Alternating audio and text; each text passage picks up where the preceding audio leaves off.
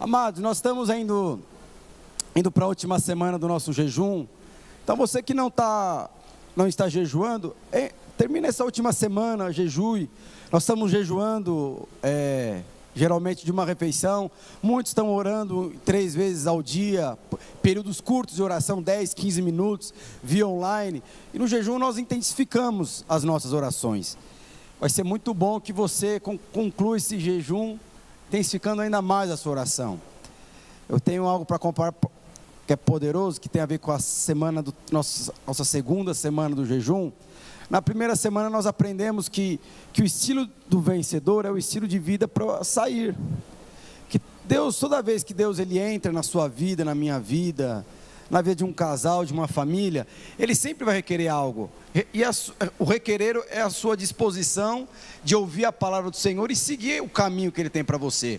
E você pode ter certeza que o caminho que o Senhor tem para você, para mim, para nós como igreja, é infinitamente maior do que aquilo que você pode conquistar naturalmente falando. Quando Deus libertou o seu povo do Egito, a intenção de Deus não era que o povo morresse no deserto ou vivesse no deserto. O objetivo de Deus, o destino que Deus tinha selado para o seu povo era a terra de Canaã, onde mana leite e mel. E por outros motivos, nem todos entraram lá por conta de murmuração, não aceitaram, não compreender, mas nunca foi a intenção do Senhor que o povo dele morresse ou vivesse no deserto. E também essa não é a intenção de Deus para mim e para você, que você viva uma vida de deserto, ou que você viva a sua vida inteira no deserto. O que o Senhor tem para mim e para você é Canaã.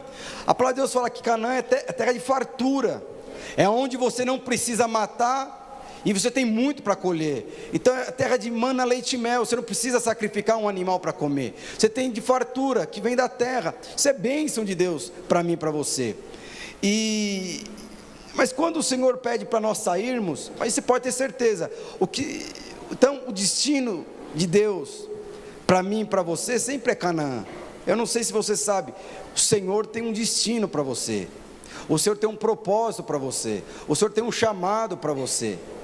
E esse destino, meus irmãos, é infinitamente maior que o destino que você planejou para a sua própria vida. Não tem comparação. Quando Deus entra na sua vida e fala, vai por esse caminho, você pode ter certeza, você vai ter às vezes circunstância, tribulação, dificuldade, mas o caminho, o destino que o Senhor selou para você é infinitamente maior, melhor, não tem nem comparação com aquilo que Ele tem para você. Mas às vezes a gente fica, será que é mesmo? Será que é verdade? Será que o que o Senhor tem para mim é realmente? E Deus ele não faz brincadeira com isso. Eu lembro uma vez que eu fui para um hotel, fui com a Eloá e com as crianças, né? Um hotel aqui no interior de São Paulo, um hotel caro. E eu falei assim, nossa, a culinária do hotel era sensacional. Eu falei assim, nunca, faz tempo que eu não como num experimento de uma culinária tão gostosa. Está no nível dos resorts lá do Nordeste. E eu lembro que eu falei assim, nossa, lá, bem que a gente podia ficar mais dias aqui. A diária era cara, eu fiquei só 2 dias, 2 noites e 2 dias. Aí eu peguei e falei assim, olha, então, quem sabe Deus vai prover, tal, não sei o quê. Aí teve um dia que, tinha estrutura para criança, tinha teatro, show musical, tinha tanta coisa o negócio lá, coisa para você fazer noturno, muita coisa, piscina aquecida, brincadeira com as crianças e tal. E aí eu fiquei vislumbrado, falei assim, não, eu vou passar agora as minhas férias aqui, mas o negócio era muito caro. Aí eu lembro que eu saí do jantar e fui para o teatro, ia ter teatro para as crianças, tinha teatro para os adultos. E quando eu estava saindo para o teatro, aí apareceu um rapaz lá com a roupa do hotel e falou assim, olha, o primeiro falou pelo meu Deus, você parece uma modelo que não sei o que, falando pelo Eloá já abriu um sorriso daqui a aqui, ganhou Eloá. Se falasse que eu era bonito, eu ia passar andando, porque é mentira, não tem sentido. E aí eu só sei que ele pegou e parou e falou assim, casal, vocês são lindos demais, aquelas coisas, tal. Era um cara vendendo, adivinha o que o cara estava vendendo? Ele estava vendendo, plano, eu não sei como chama, para você ficar sócio lá do resort. E aí o cara falou assim para mim, olha, vai lá ouvir a proposta é muito boa, Só de você ouvir a proposta do hotel, porque nós estamos abrindo um clube, só de você ouvir a proposta, ou você vai ganhar 2 bolas de sorvete, da melhor sorveteria da região. A sorveteria era no final do corredor ali do hotel. Você ali ou 2 bolas, do melhor sorveteria da região, ou senão você vai ganhar uma diária do hotel. Ele falou assim, como assim? Não, se eu ouvir a proposta, a diária era R$800, só a diária sem alimentação. R$1.200 a diária, desculpa. Você está falando que se eu ouvir a proposta, eu vou escolher entre uma diária e 2 bolas de sorvete? Eu não acredito. Ele falou assim, não é possível. Não, é isso. Mas aqui. E ele começou a falar do sorvete. Eu falei, não é possível. E eu ganhei a diária, ganhei 2 diárias. Eu não quis o sorvete. Mas por que eu estou falando isso? Às vezes as coisas, parece que a proposta é tão boa, você fala assim, não é possível. Não é possível que isso é verdade. É verdade, meus irmãos. O destino, o propósito, o chamado que Deus tem para você é muito melhor do que você planejou. É muito melhor do que você pode pagar. É muito melhor que o seu pai pode sonhar para você. É muito melhor. E eu gostaria de falar desse destino. Eu gostaria que você abrisse sua Bíblia em Lucas capítulo 5, verso 8 a 11. Olha só, quando Simão Pedro viu o que havia acontecido, ajoelhou-se diante de Jesus. O que aconteceu aqui? A palavra de Deus fala que Pedro passou a noite inteira pescando e não conseguiu pescar nada.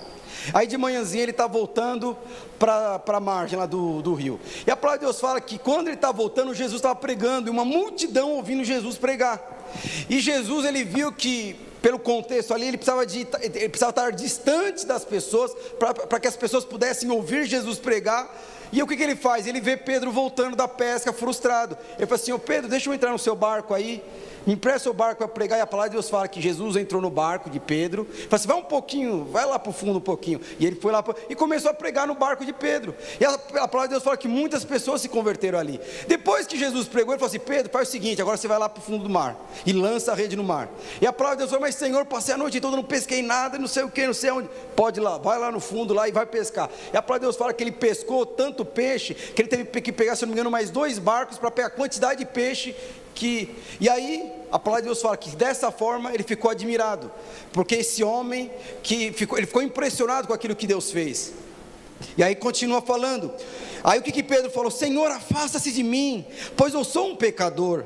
Simão e os outros que estavam com ele ficaram admirados com a quantidade de peixes que havia apanhado. Tiago, João, filho de Zebedeu, que eram companheiros de Simão, também ficaram admirados. Então Jesus diz a Simão, não temas, não tenha medo. Depois o que ele fala? De agora em diante você vai ser pescador de homens. E eles arrastaram o barco para a praia e deixaram tudo para seguir Jesus. Meus irmãos, isso aqui é poderoso.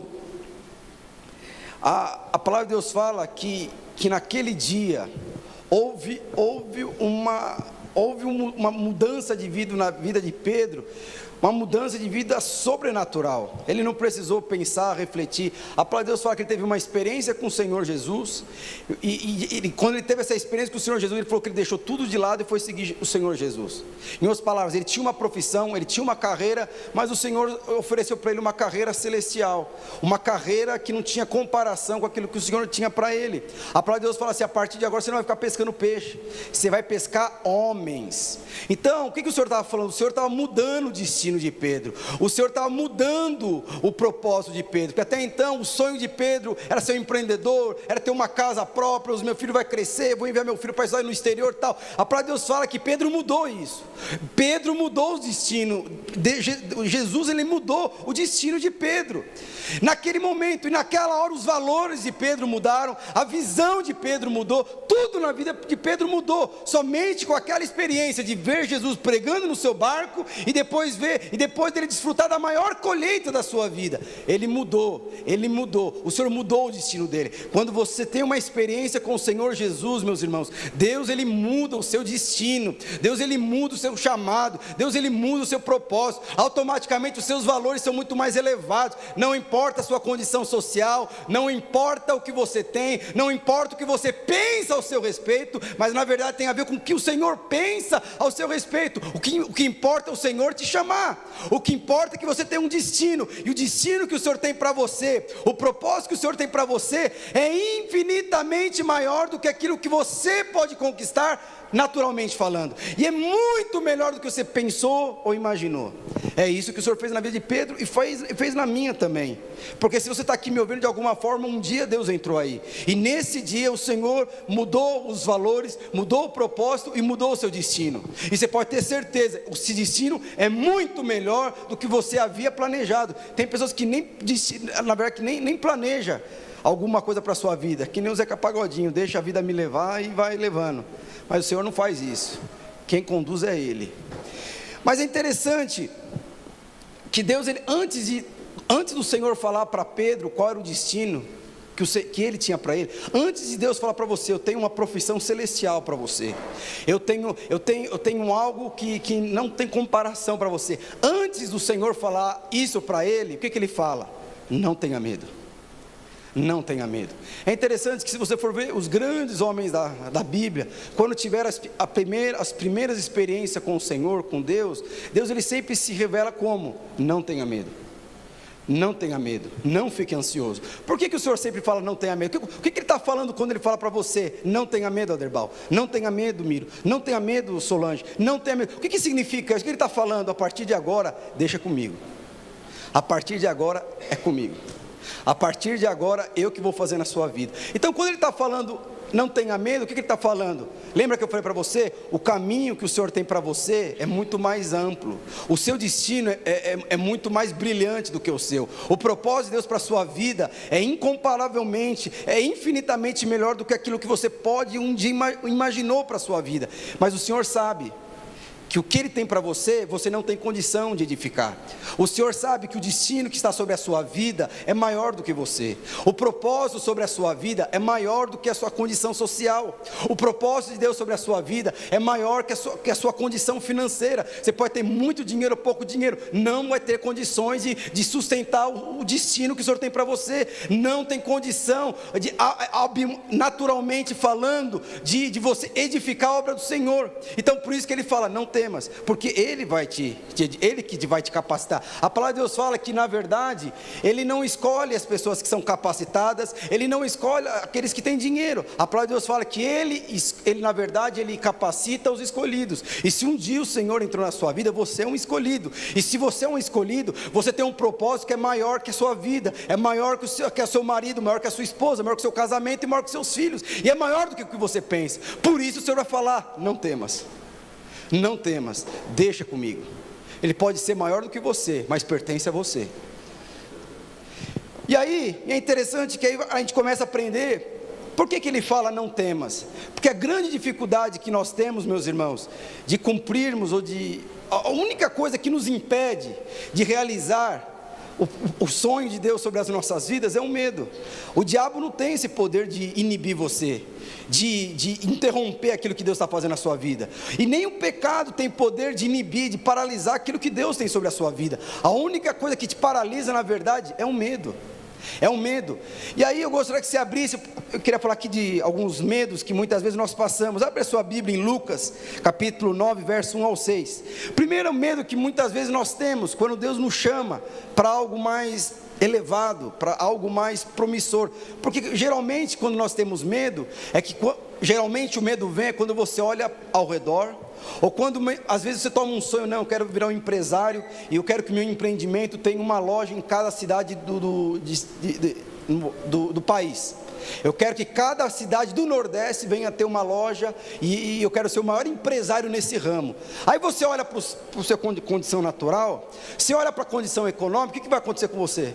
Você é tomado por medo, não, isso é coisa da minha cabeça. Então muitas vezes o que te leva na verdade, sabotar o seu destino é o seu medo. Por isso que o Senhor, quando Ele entra nas nossas vidas, Ele fala assim, não tenha medo. Não tenha medo. Eu não me baseio na condição econômica do mundo para te abençoar. Não tenha medo. Eu não escolhi você porque você sabe falar em público. Eu não escolhi você porque você tem habilidade de negociação. Eu não escolhi você porque você é bonito. Eu não escolhi você porque você joga futebol muito bem. Eu não escolhi você porque você é um artista. Eu não escolhi você porque você é um político. Eu escolhi você porque eu amo você e você é meu filho. E aí ele fala, não temas. E aí o que ele fala? A primeira coisa que muitas vezes nós tememos, falta de recurso. Abre lá, Lucas capítulo 9, verso 1 ao 6. Jesus chamou os 12 discípulos e lhes deu poder e autoridade para expulsar todos os demônios e curar doenças. Então os enviou para anunciar o reino de Deus e a curarem os doentes. Ele disse, nesta viagem não levam nada, nem bengala para se apoiar, nem sacola, nem comida, nem dinheiro, nem mesmo uma túnica a mais. Quando vocês entrarem numa cidade, fiquem na casa que foram recebidos até ir embora daquele lugar. Mas se forem mal recebidos, saiam logo daquela cidade. Na saída sacudam o pó das suas sandálias em sinal de protesto contra aquela gente. Os discípulos então saíram de viagem, entraram por todos os povoados, anunciando o evangelho e curando os doentes por toda parte. Meus irmãos, primeira coisa que nós temos medo, muitas vezes nós temos medo de, na verdade, o Senhor não nos sustentar nessa obra que Ele tem para nós, porque você pode ter certeza, Deus tem uma história individual para cada casal, Ele tem uma história para cada família, e você pode ter certeza que essas histórias, elas se ligam entre os membros da igreja, que é a família de Deus. Olha o que o Senhor fala aqui, olha, Ele enviou os 12 discípulos, Ele falou o seguinte, vocês têm autoridade e poder para expulsar demônio e para curar os enfermos. Olha o que Ele fala depois, eu não quero que vocês levem dinheiro, eu não quero que vocês levem sacola, eu não quero que vocês levem roupa, eu não quero que vocês levem nenhuma túnica mais, a túnica era a roupa de reserva, eles vão sair, a roupa suja, a túnica é uma troca de roupa. Ele falou, nem uma troca de roupa vocês têm que levar. Em outras palavras, o que o Senhor está falando, vocês não precisam de nada que está aqui nesse mundo. Lembra que ele falou no começo? Quem chamou vocês sou eu, não tenha medo, pode deixar comigo. E um dos nossos medos que nós temos muitas vezes, meus irmãos, o que é? É de muitas vezes sairmos e entra na nossa cabeça que na verdade o Senhor não vai muitas vezes nos sustentar. Às vezes eu acho que, poxa, será se realmente eu abrir mão de tempo de qualidade com a minha família para liderar uma célula, para buscar o Senhor? Será se realmente a qualidade na minha casa vai aumentar? Será se realmente eu dar uma oferta, eu liderar na casa do Senhor, eu abrir uma mão de tempo de qualidade que eu poderia estar na minha empresa investindo, em vez de fazer isso eu estou na minha empresa? Será se realmente a empresa vai prosperar? Então na verdade o que é isso? Isso é medo. É medo. Então o que o Senhor está falando? Que o seu destino, meus irmãos, na verdade não está associado muitas vezes com a sua habilidade natural. Ele está falando, não olha para isso. Mas a palavra de Deus fala que você vai ter isso. O problema é que quando você olha isso, você coloca as emoções na frente. E quando você coloca as emoções na frente, você inibe o Senhor de trabalhar na sua vida. Mas o que o Senhor estava falando aqui, não leve nada. Então muitas vezes o que nos leva a temer, de se entregar para um chamado, se entregar para a vida de Deus, para se entregar nessa vida de comunidade, de viver a vida da igreja, de liderar uma célula, de fazer uma coisa, é muitas vezes achar que o Senhor não vai nos suprir.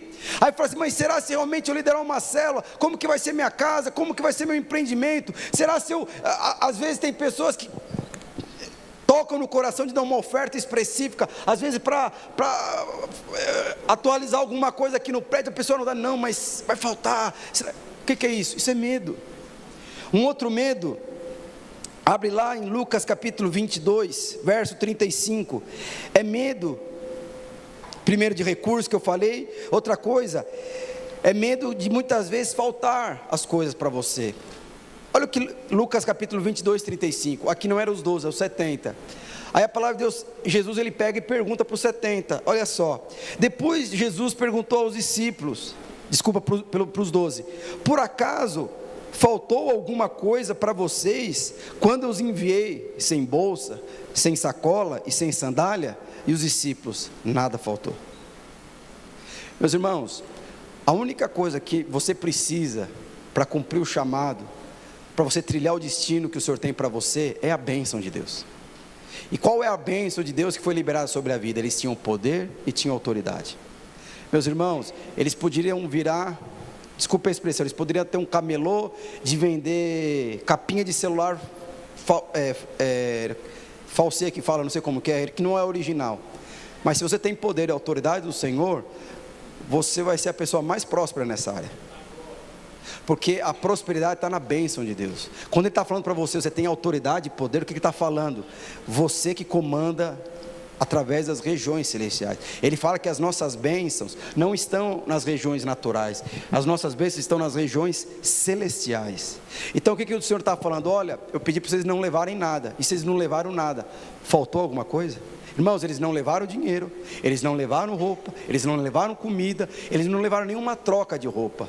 E aí eles falam para Jesus: Jesus, realmente não faltou nada. Então por que muitas vezes nós temos receio de entrar de cabeça na vida cristã, de entrar de vez e desfrutar daquilo que Deus tem para nós? Medo de faltar, medo dos recursos não virem, medo às vezes do Senhor requerer alguma coisa de você e falar assim: não posso dar porque se faltar. Você acha que Deus vai pedir alguma coisa para você, depois vai deixar você na chapada, meus irmãos? Você acha que Deus vai pedir alguma coisa para você abrir mão e depois vai falar assim: vai trabalhar aí que... Eu não lembro quem conhecia o pastor Calixto. Teve um jejum de 21 dias que o pastor falou assim: olha, se você não tem um livro do jejum, o jejum de 21 dias, pode me procurar que eu vou te abençoar. Pode me procurar que eu vou abençoar, mas eu não aceito ninguém aqui da igreja que não tem um livro de 21 dias. E alguns jovens vieram procurar ele. Aí eu falei assim: pode ir lá, tal. Aí não lembro quantos livros pegaram. Aí, na época o Alisson era o líder dos jovens. Aí chamou o Alisson na sala dele: aí o Alisson, é o seguinte, tantos jovens pegaram o livro, aí depois você paga aí para eles, que não sei o que, não sei aonde. O Alisson também, pastor, eu sou próspero, eu vou pagar. Mas deixa eu te falar, eu não estou criticando o pastor Calixto, mas dessa forma que você cresce, você potencializa. O pastor Calixto é aquele gavião que empurra, eu não sei qual que é o filhote do gavião, é gaviãozinho que empurra para o penhasco para a pessoa. E ele falou para o Alisson: olha lá, pode pagar os livros aí que está na sua agora. Eu só fui um canal. Mas deixa eu te falar, o Senhor não faz isso conosco. O Senhor vai falar assim: abre mão do seu empreendimento, abre mão do tempo de qualidade com a sua esposa, abre mão do seu sonho pessoal, abre mão de um alvo pessoal, e depois Ele vai deixar você na chapada. O problema é seu. Ele não vai fazer isso. Mas muitas vezes nós temos medo de ir com tudo que nós temos. Nós temos medo às vezes de ficar colocando restrições. Vai acontecer, não vai acontecer. E muitas vezes esse medo te inibe a você chegar aonde? A chegar no seu destino, a chegar no seu propósito. Mas uma coisa nós não podemos ter é medo. Então nunca passe pela sua cabeça que um dia vai faltar recurso, que um dia vai faltar alguma coisa na sua vida, no âmbito familiar. Como assim será? Eu começar a liderar a célula, como que vai ser minha casa? Como que vai ser minha família? Será se eu vou perder o tempo de qualidade, meus irmãos? Nada que você faça para o Senhor. A palavra de Deus fala: busque o reino de Deus em primeiro lugar. E Ele fala: o resto vos será acrescentado. Quando Ele está falando isso, Ele está falando: quando você me prioriza, eu priorizo você. Quando você prioriza os meus negócios, eu vou priorizar os seus negócios. Quando você prioriza a minha família, eu vou priorizar a tua família, meus irmãos. E eu quero falar para você: ter o Senhor priorizando os seus negócios, meus irmãos, você pode dormir, descansar, que você vai prosperar, porque é Ele que está priorizando você. Ele está priorizando os seus alvos pessoais, suas necessidades básicas. Ele está priorizando o seu empreendimento, Ele está priorizando a sua carreira profissional, Ele está priorizando tudo na sua vida. Mas primeiro nós precisamos o que? Buscar o reino de Deus. Foi o que aconteceu aqui. O que Jesus falou? Vão pregar o evangelho e curar os enfermos. Outra coisa que muitas vezes nós temos medo do inimigo. Alguém aqui tem medo do inimigo?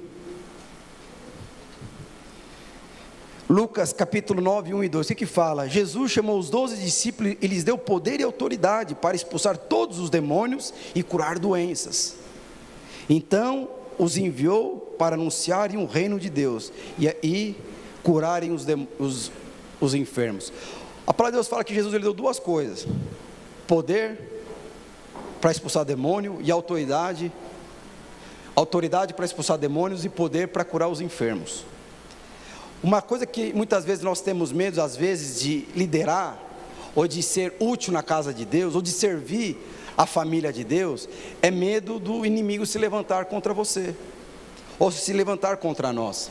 Uma vez eu estava numa reunião de líderes, eu acho que foi ano passado, eu falei desse jeito: a minha oração é para que os demônios se manifestem na reunião de célula, porque se o demônio se manifestar na reunião de célula, vocês vão expulsar o capeta, e vocês vão ver que vocês têm autoridade, porque eu falei assim na liderança, porque eu acho que vocês não sabem a autoridade que vocês têm. Aí teve uma líder, falou: ai, misericórdia, pastor. Eu não, imagine se um demônio manifestar aqui, aí você vai fazer o que? Vai sair correndo, vai deixar a cela lá na chapada? Irmãos, deixa eu falar uma coisa para você. A palavra de Deus fala que um dia Moisés estava conduzindo o povo do Egito até Canaã, e eles pararam no Mar Vermelho, às margens do Mar Vermelho. A palavra de Deus fala que quando Moisés chegou, olhou para trás, a palavra de Deus fala que Faraó e o exército estava vindo contra Moisés e o povo de Deus. A palavra de Deus fala que Moisés foi orar: Senhor, o que eu faço agora? O exército de Faraó está vindo para me matar, e se nós entrarmos no Mar Vermelho, vamos morrer tudo afogado, porque ninguém aqui sabe nadar, e a gente também não sabe o que tem lá. E aí o que o Senhor fala para Moisés? Moisés, o que você está orando, meu amigo?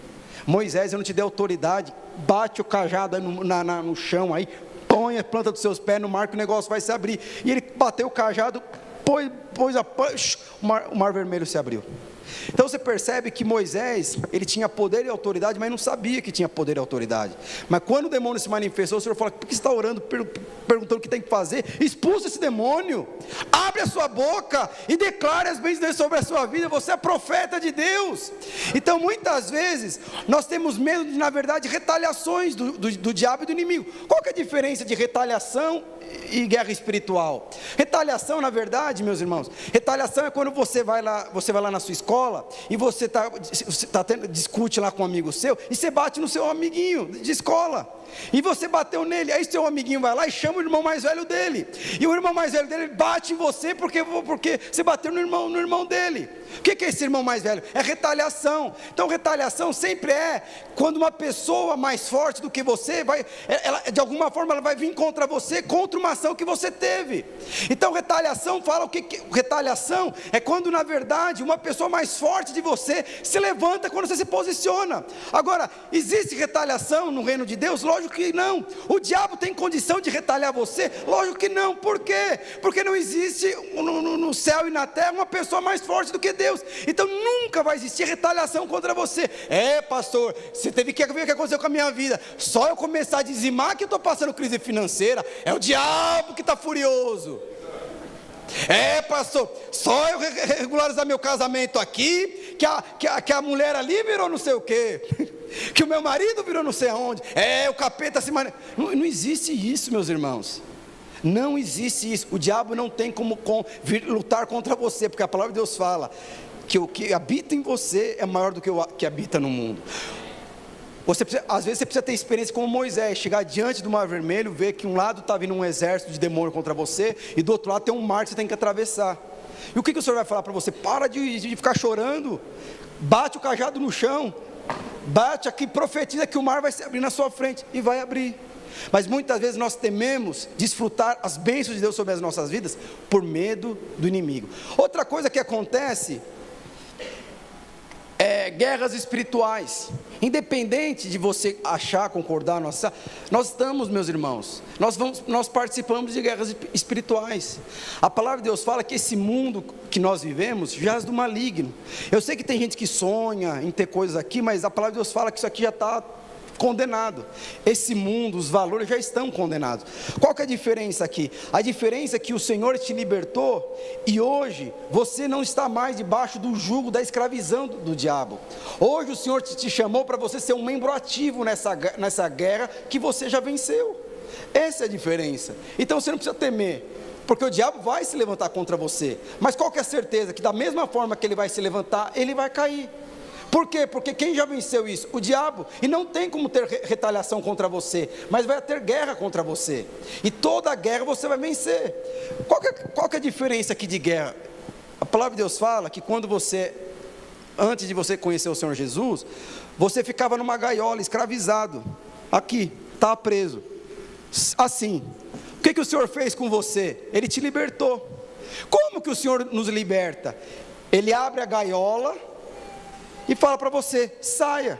Jamais o Senhor vai pegar você pelas mãos aqui dentro da cadeia e jogar você para fora, porque o Deus que nós servimos é educado. Lembra que eu falei, foi para a liberdade que Cristo nos libertou. Se você quiser ficar lá dentro, continuar vivendo uma vida de escravidão, você pode viver, mas a partir de hoje você está livre, as portas estão abertas, simplesmente você pode passar e desfrutar das bênçãos do Senhor. É isso. Mas o que acontece? Muitas pessoas têm a escravidão está onde? Na mente. E elas estão aqui, Senhor, me liberta, Senhor, me livra.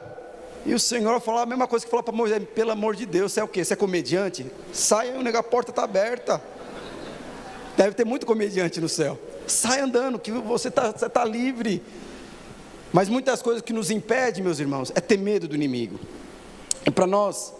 E outra coisa que também nos impede, muitas vezes, ter Gálatas 5:3, é quando nós temos medo, ou nós temos receios de que Deus não vai nos usar. Gálatas 5:3 fala o seguinte: será que quando Deus dá o seu Espírito e faz milagre entre vocês, é porque vocês fazem o que a lei manda? Não será que é porque vocês ouvem a mensagem e creem nela? Meus irmãos, deixa eu te falar uma coisa para você. Deus, Ele vai te usar. E Ele te usa. Quando você está inclinado, quando os seus caminhos estão rumo a Canaã, Deus vai se manifestar na sua vida.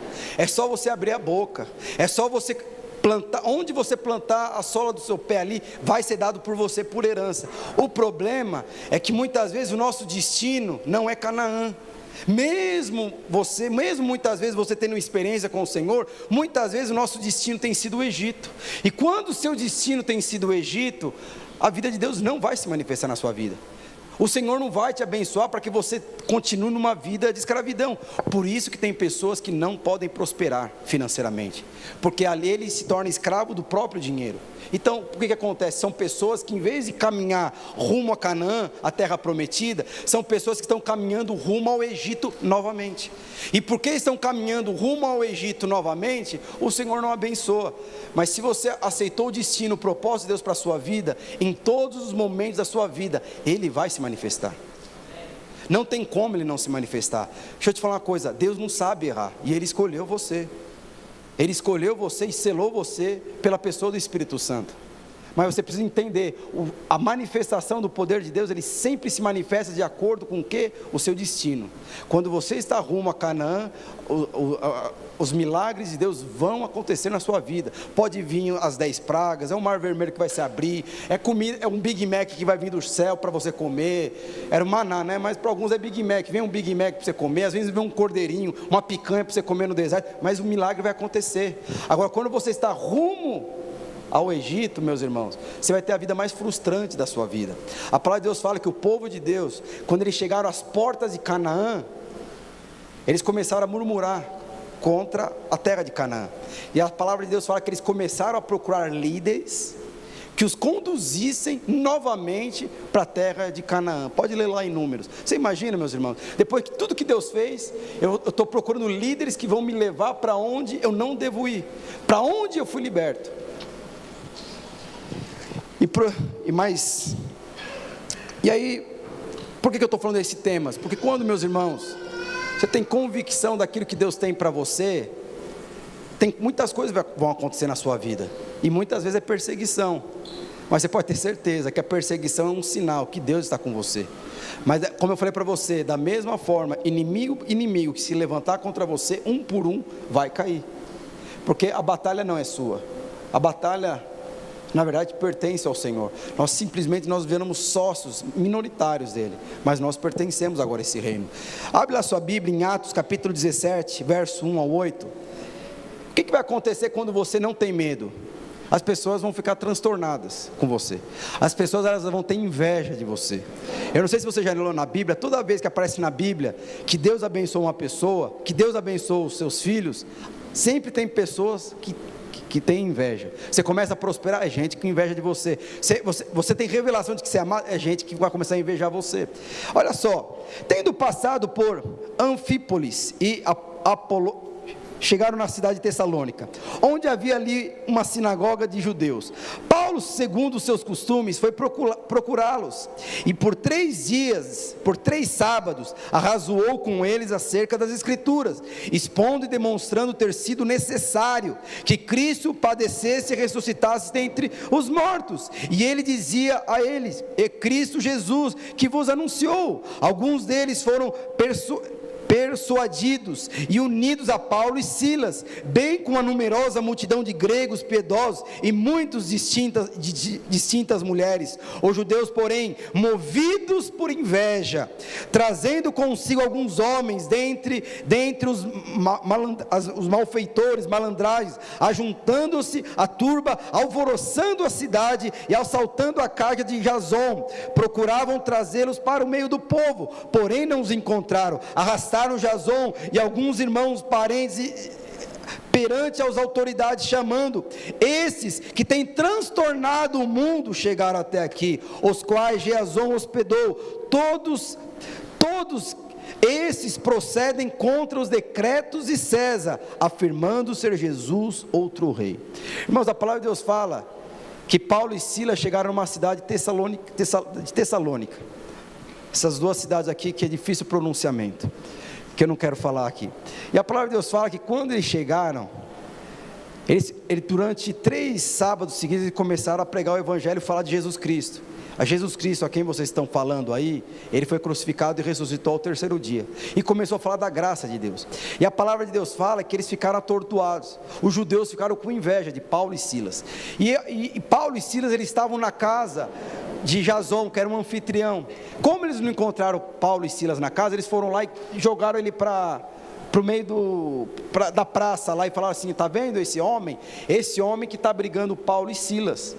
E esses homens que eles estão abrigando, eles têm atormentado essa cidade, eles têm virado essa cidade de ponta cabeça, e por conta disso, esses homens que têm se convertido ao evangelho que Paulo e Silas têm pregado, eles não têm vivido o decreto de César mais, e eles falam que agora Jesus é o rei deles. Meus irmãos, o que levaram? 2 sinais que acontecem quando você prega o evangelho: as pessoas, elas ficam atormentadas. O que Paulo estava pregando? É sobre a graça de Deus. Deixa eu falar uma coisa para você: não tem mais a ver com o pecado. O seu pecado foi perdoado. O que te impedia mais, não te impede mais. Jesus morreu. E a palavra de Deus fala que ele começou a pregar sobre o quê? Sobre a graça de Deus. Eu não sei se você sabe, a base que sustenta o mundo e a honra do mundo é o merecimento. E quando você está falando que Jesus morreu pelos seus pecados, eu estou tirando toda a honra do homem. Quando você fala que não precisa pagar nada, que o Senhor selou o seu destino e Ele vai te sustentar por todo esse caminho, o que eu estou tirando? Eu estou tirando o homem do centro, e estou colocando Jesus no centro, e aquilo atormentava os judeus. Como assim? E a palavra de Deus fala que esses homens falaram: a partir de agora, nós pertencemos a outro rei.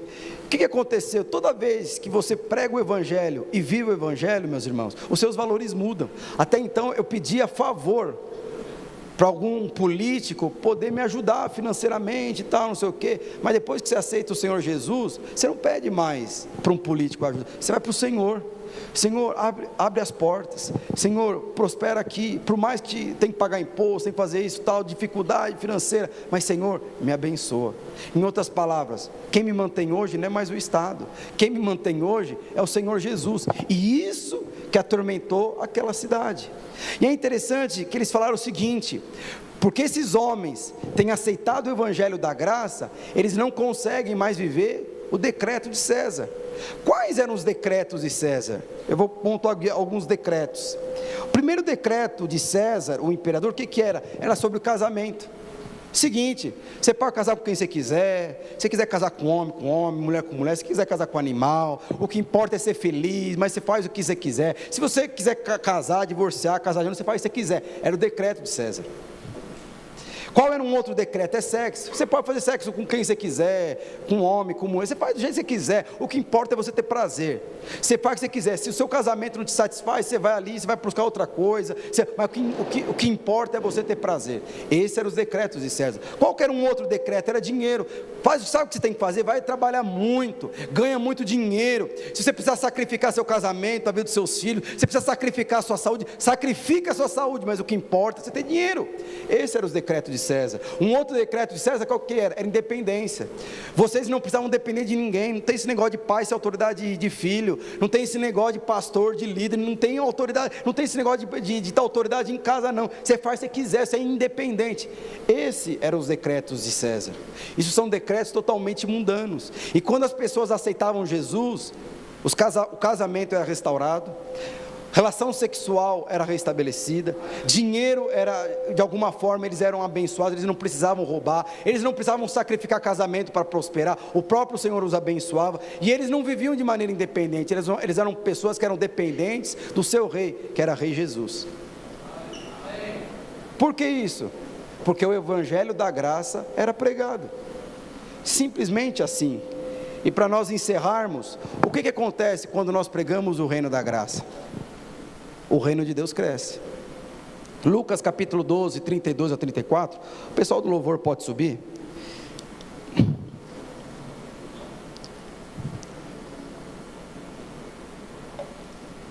Os fogos não é porque a palavra está acabando não, tá? Deve ser porque algum time foi campeão aí, então está tendo fogos. Lucas capítulo 12, verso 32 a 34, fala o seguinte: não temais, de novo, o Senhor Jesus falando, não temais, ó pequenino rebanho, porque vosso Pai se agradou em dar-vos o reino, o seu reino, o reino de Deus. Meus irmãos, como eu falei para vocês no começo, antes de nós aceitarmos o Senhor Jesus, nós éramos escravos desse mundo. E a palavra de Deus fala aqui em Lucas, depois de você ler Lucas, esse capítulo 12, do verso 25 até o 34, esse contexto ele fala, não andeis ansiosos por coisa alguma, não fique preocupado com o que você vai comer, com o que você vai beber. É interessante que é o mesmo contexto aqui que o Senhor Jesus falou para os discípulos, e aí no final ele fala, não temais, ó pequenino rebanho, porque o Senhor se agradou de dar o reino de Deus a vocês.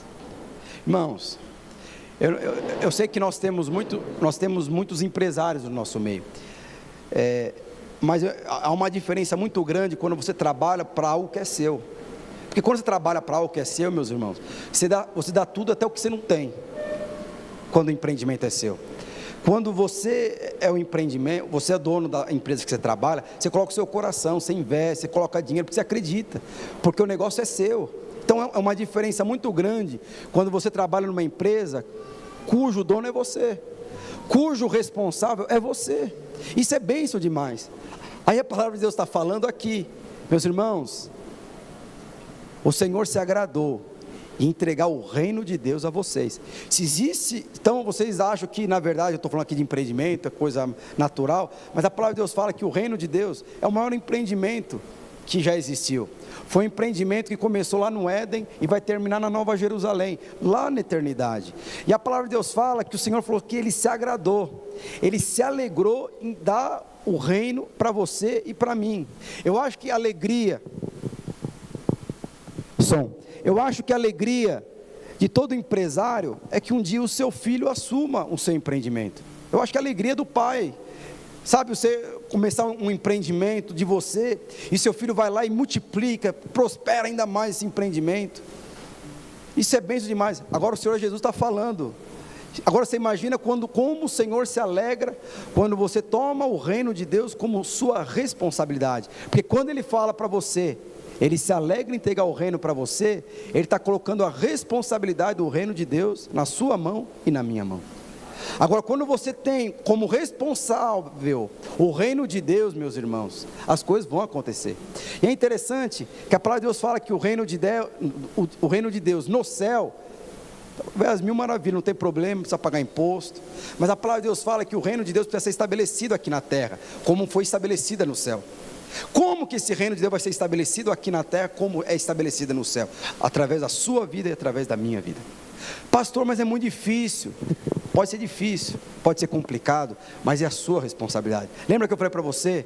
Quando você entende que essa igreja, na verdade, é a sua responsabilidade, é a minha responsabilidade, é a nossa responsabilidade, meus irmãos, você coloca a sua vida aqui, porque é o meu empreendimento, é a eternidade que eu estou investindo aqui. Eu estou investindo aqui a vida dos meus filhos, da minha vida, da minha esposa, e um dia eu vou para a eternidade, vou prestar conta disso. Aí você pode falar: pastor, mas como que eu faço para que o reino de Deus cresça? Porque, como eu falei no começo, eu não sei nem negociar, eu não sei comprar. Quando eu compro errado. A esposa fala: vai no mercado, compra 2 quilos de farinha. Você compra tudo menos 2 quilos de farinha. Pastor, imagina agora eu administrando o empreendimento. A patroa Eloá, quando eu preciso de desconto, eu falo assim: Eloá, vamos lá comigo lá. Você negocia, porque é impressionante. Quando eu vou comprar uma coisa, é fácil, as pessoas me enganam. E eu vou lá para comprar uma coisa, eu acho que eu fui abençoado. Ela fala assim: pelo amor de Deus, você pagou o triplo do valor, vamos lá comigo. Aí eu vou lá com ela, ela negocia, eu falei: puxa vida. Aí você fala assim: como assim uma pessoa que não sabe negociar é responsável pelo reino de Deus? É responsável pelo reino de Deus. Como que isso acontece?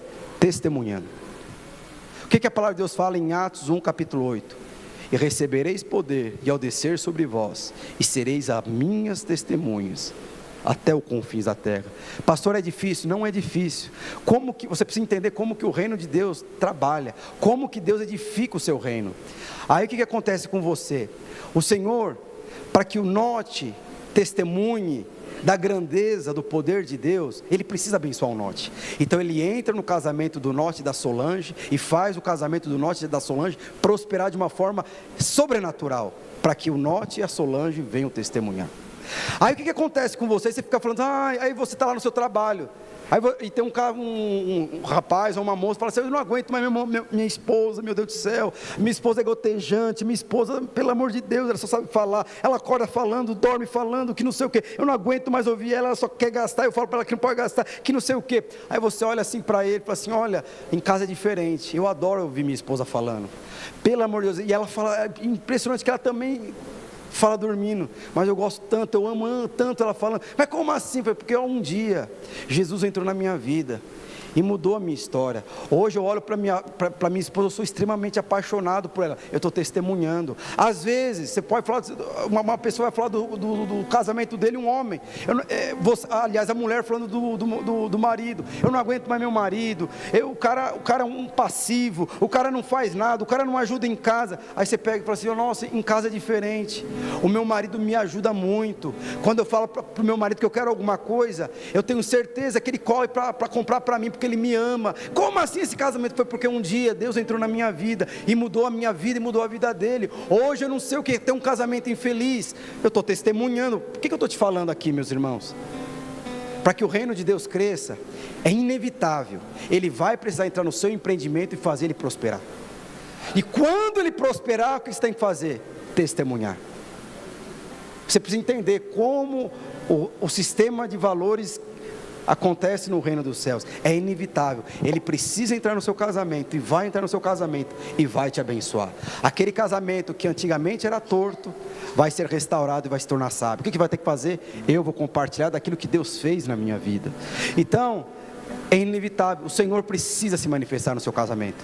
Ele vai se manifestar no seu casamento, Ele vai se manifestar na sua vida empresarial, Ele vai se manifestar através dos seus alvos pessoais, porque é só dessa forma que você pode abençoar. Deus entrou e Deus fez. Sabe, nós estamos aí, mais uma semana do jejum de 21 dias. Muda a sua concepção. Não existe outra forma.